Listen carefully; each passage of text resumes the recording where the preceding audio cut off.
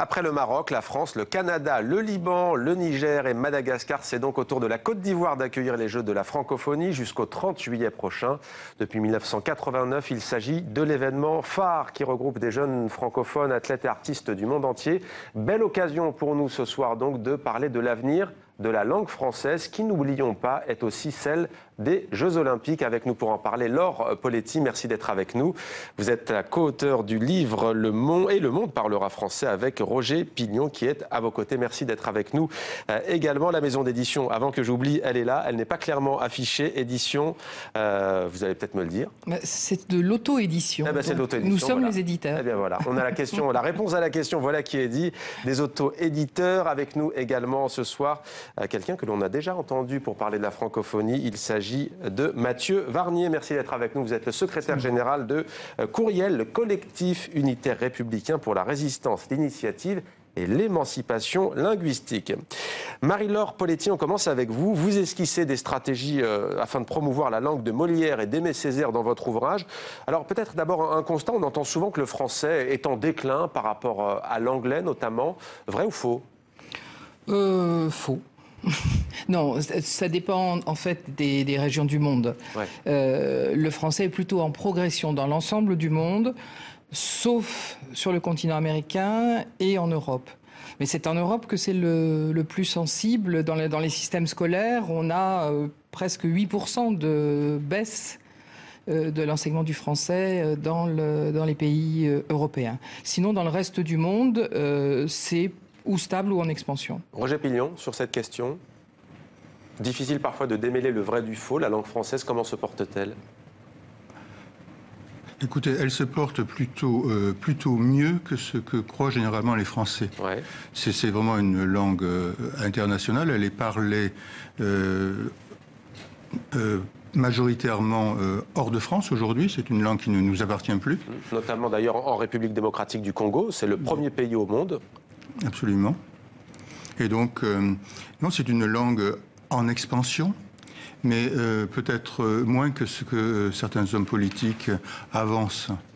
Quand on parle de 750 millions de locuteurs en 2050, ça suppose des investissements dans les systèmes éducatifs africains en particulier. Il y a des conditions pour arriver à cet objectif. On va les aborder avec vous. Mathieu Varnier, les acteurs économiques et politiques français défendent-ils, selon vous, la francophonie comme il se doit ? Alors, a priori, non. Mais c'est aussi un défaitisme terrible de nos élites par rapport à la question de la langue sur le territoire national. Quelque part... Est-ce que vous avez des exemples concrets récemment qui vont vous heurter ? On sait que vous avez beaucoup réagi notamment au fameux Make Our Planet Great Again du président Macron, redonner sa grandeur à notre planète. Vous, ça vous avait choqué ? Oui, très, très nécessairement. D'abord, c'est une première. Depuis l'Élysée, depuis le perron de l'Élysée, lors d'une allocution, je doute que M. Macron fasse une allocution en chinois pour exhorter sur les droits de l'homme ou en brésilien, en russe, ou que sais-je, à d'autres occasions internationales fortes qu'il daigne s'adresser à d'autres populations dans leur langue maternelle. En fait, quelque part... ce qui est terrible dans ce choix de la défaite qu'ont fait nos élites, c'est que même la victoire nous rabaisse. C'est-à-dire que même pour gagner, finalement, gagner ne pourrait pas avoir lieu en tant que Français.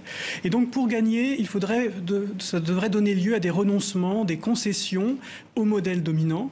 Et finalement, jusque dans la victoire, qu'il faudrait mendier, notre fierté se trouve rabaissée. On voit par exemple les JO avec le slogan. Leur terrible slogan publié sur la Tour Eiffel sans même qu'ils n'aient l'idée de la dimension symbolique, en ayant convoqué tous les médias, mais à Paris, sur la Tour Eiffel, en France, de reprendre le slogan de Burger King, etc. etc. Ouais. On se retrouve avec... Alors, ça pourrait être aussi, juste pour un dernier exemple, des CNS, nos anciens chantiers maritimes navaux. La direction des chantiers. La direction des chantiers navals, merci. 400 ans d'existence, qui se retrouvent maintenant devenus Naval Group, pour favoriser ces exportations, alors que les Russes nous achetaient déjà et le monde entier. Vous n'avez pas voulu prononcer le slogan de la candidature des Jeux Olympiques de Paris 2024, alors on va vous emboîter le pas, on ne va pas le faire, mais c'est effectivement un anglicisme d'ailleurs qui est tiré d'une publicité, comme l'a fait remarquer l'Académie française qui avait bondi à l'occasion. Marie-Laure Poletti, pourquoi effectivement est-ce qu'en France, lorsqu'on a une campagne pour décrocher des Jeux Olympiques, alors que, je le disais, le français est la langue de l'Olympisme, pourquoi on va emprunter à la langue de Shakespeare ? Oh, je pense qu'il y a, comme vous le disiez, il y a un effet de mode, je pense. Parce que on a l'impression d'être compris par un plus grand nombre de gens et d'être... De mode et de domination aussi, parce que peut-être c'est pour se dire on a plus de chances de gagner si on emprunte la langue du vainqueur. Et le deuxième effet, c'est clairement... alors je ne sais pas si c'est la langue du vainqueur, mais c'est en tout cas la langue qui, pense-t-on, permettra de toucher le plus grand nombre de gens possible. Ce qui est faux d'ailleurs, puisque le chinois, par exemple, est plus parlé que l'anglais. Tout à fait. Si on prend le nombre de locuteurs sur la planète, on est bien d'accord. Mais dans une langue partagée par le plus grand nombre de gens, on a des chances que l'anglais soit plus partagé actuellement par des gens qui ont des langues maternelles différentes. Et c'est vrai qu'on cède à cette facilité. Alors, il y a une chose qui m'a frappé, par exemple, dans la présentation pour le comité olympique.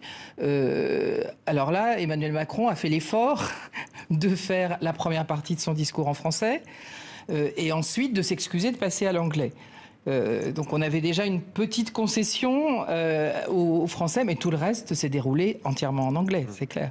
Alors, que faut-il faire selon vous? Vous parliez justement de cet objectif, en tout cas de ces prévisions de 750 millions de locuteurs d'ici quelques années. Qu'est-ce qu'il faut faire d'ici là pour qu'effectivement le français non seulement se maintienne, mais se développe encore davantage dans le monde? Je crois qu'il faut une politique plus résolue des pouvoirs publics français, qui sont les principaux bailleurs de la francophonie, comme vous le savez. Et il y a deux priorités géographiques qui sont absolument déterminantes. Il y a l'Afrique, qui est le réservoir démographique de la francophonie, et il faut investir dans l'éducation. Et jusqu'à présent, la France ne l'a pas fait. La France a fait d'autres choix qui sont respectables, mais qui ne vont pas dans ce sens. Elle a fait le choix de la santé. Il faut absolument réinvestir donc dans l'éducation, dans l'aide au système éducatif. Vous parlez d'ailleurs dans ce livre des acteurs de la francophonie, l'AEFE, l'Agence pour l'enseignement français à l'étranger. Vous parlez aussi de l'Agence française de développement, l'AFD. L'Afrique, justement, vous restez vraiment sur le débat en France. Est-ce que l'avenir de la langue française se trouve, comme on le dit souvent, sur d'autres continents, comme en Afrique? Alors, oui et non, sans doute. Peut-elle avoir un avenir, mais dans ces contrées lointaines.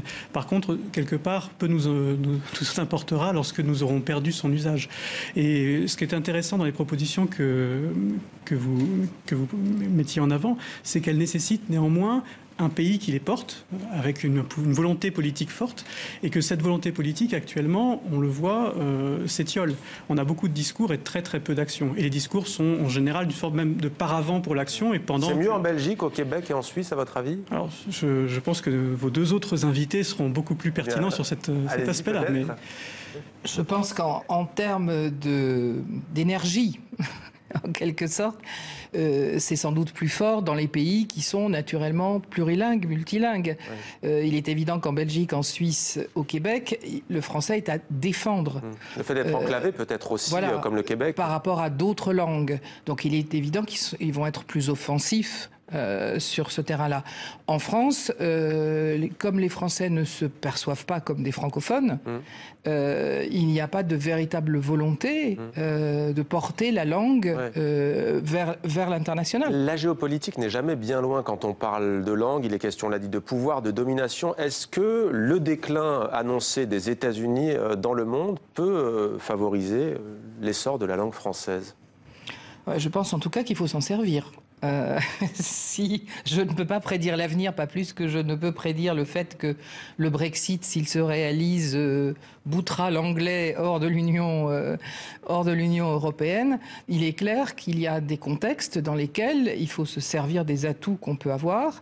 Et si on prend l'exemple du Brexit, plus proche, disons, géographiquement pour nous que les États-Unis, en même temps, si on veut, alors que le français dans les institutions européennes est au plus bas, en quelque sorte, et décline de plus en plus, si on veut reprendre la main, il faut peut-être la reprendre, non pas tout seul avec le français, mais évidemment avec l'allemand, mais aussi peut-être avec l'espagnol. Et donc, dans un esprit de partage des langues. Merci beaucoup, Marie-Laure Poletti, Roger Pignon, d'être venus sur notre plateau. Et Le Monde parlera français, auto-édition, donc on le saura maintenant. Merci à vous également, Mathieu Varnier de Courriel, d'être venu sur notre plateau.